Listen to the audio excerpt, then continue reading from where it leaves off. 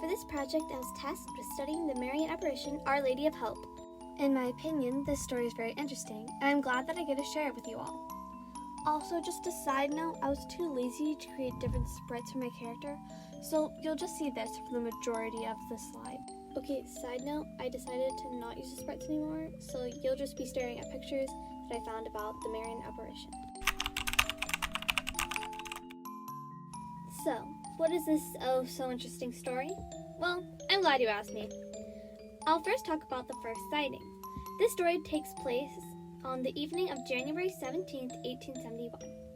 Two boys were helping their parents when the eldest boy, Eugene, walked over to the door to look outside. He looked at the stars and noticed an area that was clear of them. Then he saw a woman smiling at them.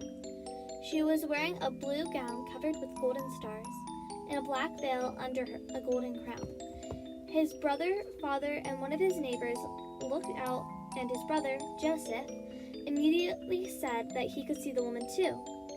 Their mother, Victoria, said she could see nothing and was confused as her sons were usually truthful.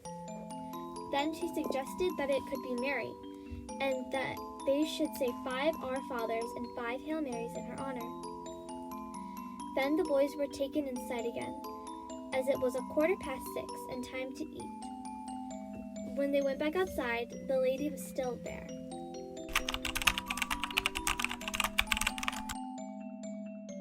Now, as for the second sighting, after the boys could still see her, Sister Vitaline was sent for. She couldn't see her, so she fetched 3 young children from school to see if they could see her. Then, 2 older children, one girl aged 9 and another aged 11, told them how they could see her and describing it as the boys would. The crowd of adults then grew, now including 60 people, including a priest. None of the adults nor priests could see anything, but began to say the rosary. The children soon exclaimed that something was happening. A blue oval frame with 4 candles, 2 at the level of shoulders and 2 at the knees, was formed around the lady, and a short red cross had appeared over her heart. The rosary progressed, and the figure grew larger and larger until it was twice its life-sized form. The stars around her had attached themselves to her dress until she was covered in them. As the Magnificat was being said, the 4 children cried out, "Something else is happening." They said a broad stream of letters started to appear unrolled beneath the lady's feet. It read, "But pray, my children." Father Guerin then ordered the litany of Our Lady would be sung, and as they sang, new letters appeared making the message, "God will soon answer you." Then another was formed, one that removed any doubt that it was Mary that had appeared to the children. "My son allows himself to be moved."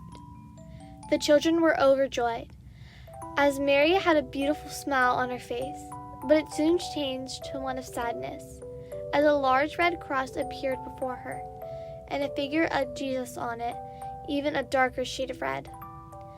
One of the stars then lit the 4 candles that surrounded the figure as the crucifix vanished, and the group began night prayers.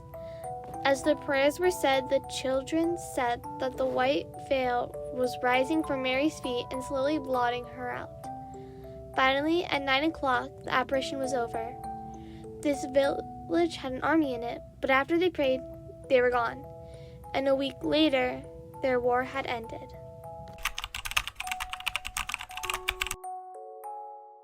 Now for some facts that I found interesting. So on Our Lady of Hope, for this specific one, I couldn't really find any facts other than the whole story, so instead I'm going to talk about Our Lady of Hope of America. So, an artist by the name of Francois Lepelche, probably butchering that, had a lifelong devotion to Mary, and these roots actually go back to when Francis's father was healed from an incurable form of tuberculosis at Lourdes.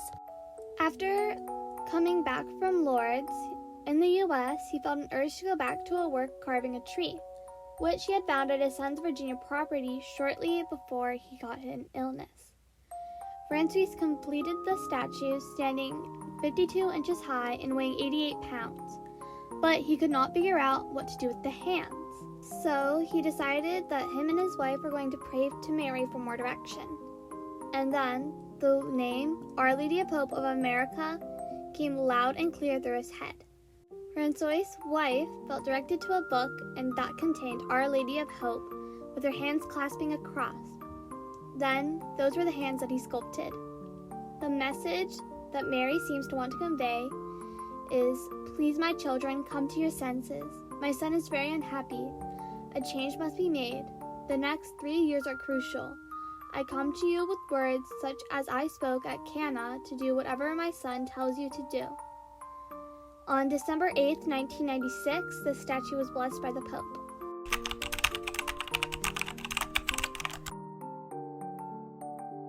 Why is it important to our faith? Well, let's just take Our Lady of Hope's name. It literally says hope in the name. As Catholics, we should have hope in our lives.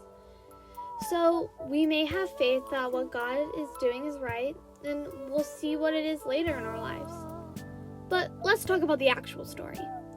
I think that it just shows how powerful Mary is, and the Trinity are as well.